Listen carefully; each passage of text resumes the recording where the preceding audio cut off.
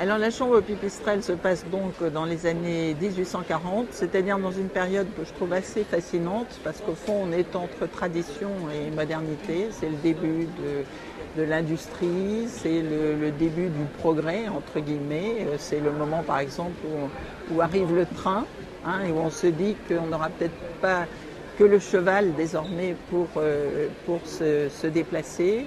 Et on voit des gens qui sont pris un peu entre deux feux, ceux qui s'accrochent au fond à la tradition, comme la grand-mère de mon héroïne Hortense, et Hortense qui vit pleinement l'époque où George Sand, par exemple, agite de nouvelles idées et qui se rend compte qu'elle ne pourra plus vivre comme sa grand-mère, et c'est comme ça qu'elle s'intéresse à une jeune femme qui s'appelle Alice, qui elle découvre le socialisme, découvre toutes les difficultés de la vie d'une ouvrière, la difficulté des femmes qui entrent dans le monde du travail, qui par exemple ne savent plus quoi faire de leurs enfants et qui va s'intéresser au problème à la création d'une crèche. Il y a aussi une autre héroïne qui elle est écolo avant l'heure puisque elle s'intéresse à toutes les plantes et tout ce que l'on peut en faire là pour soigner les gens et donc on a ces trois jeunes femmes dont les vies s'entremêlent sur ce fond encore une fois de monde qui véritablement change. Et si je l'ai situé à Clermont, eh bien c'est parce que il y a le début de l'industrie du caoutchouc, ça c'est quand même pas, ce qui n'est pas rien tout de même. Et d'autre part, un petit peu dans une autre région et quelques lieues de là, comme on disait, à Randan, à proximité de Vichy, où la sœur de Louis-Philippe avait une superbe propriété où elle menait grand train, et ce qui m'a permis aussi de mettre en scène un peu d'histoire.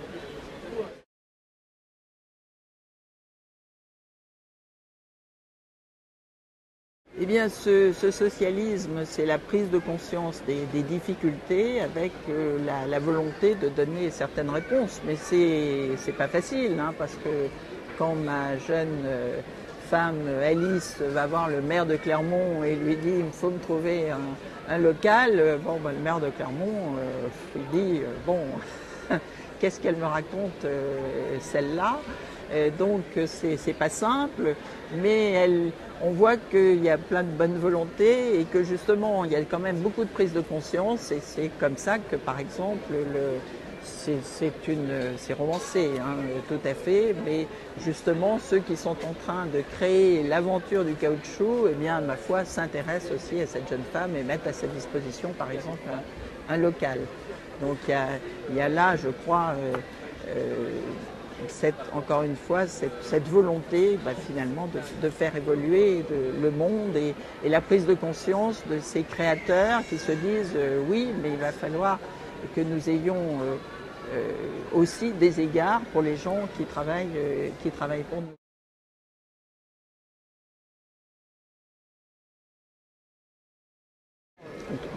Totalement, totalement. Bon, il y a des gens qui pensent que le train, par exemple, de toute façon, l'homme ne pourra pas y résister puisque si on passe dans un tunnel, je ne sais pas ce qui nous arrivera et puis on ne peut pas dépasser 30 km/h parce que ça sera l'horreur. Donc on sent bien qu'il y a quand même des réticences et que ce progrès ne s'installe que très doucement.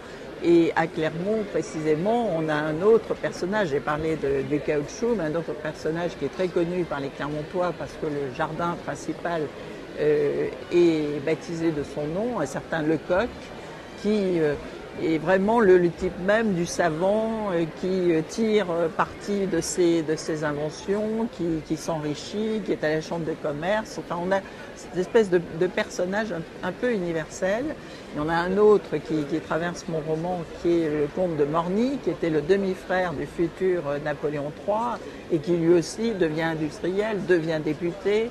Enfin, tout ça, on sent que c'est quand même le temps un peu des aventuriers.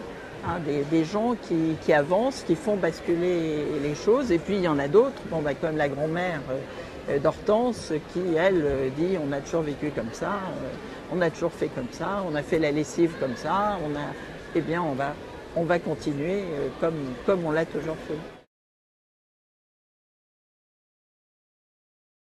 Alors nous allons en discuter avec Janine précisément aujourd'hui. La question qui se pose, c'est est-ce que je recommence, je continue le 19e siècle ou est-ce que je reviens à mes amours primitives, c'est-à-dire au Moyen-Âge. Alors Janine me pousse doucement vers le Moyen-Âge. On attend aussi un peu le verdict des lecteurs, voir un peu comment ils ont pris ce saut dans le temps. Et j'ai plusieurs idées, aussi bien du côté du Moyen-Âge que pour la suite, parce que, par exemple, j'ai parlé de l'arrivée du train à Clermont, qui est une des grandes affaires qu'on peut mettre d'ailleurs en parallèle avec l'arrivée du TGV en ce début du XXIe siècle. Et j'aimerais peut-être commencer un prochain roman avec le train qui est arrivé à la nouvelle gare de Clermont, c'est-à-dire une bonne dizaine d'années après la chambre Pipistrelle, ou sinon, mais peut-être que je ferai les deux. Hein.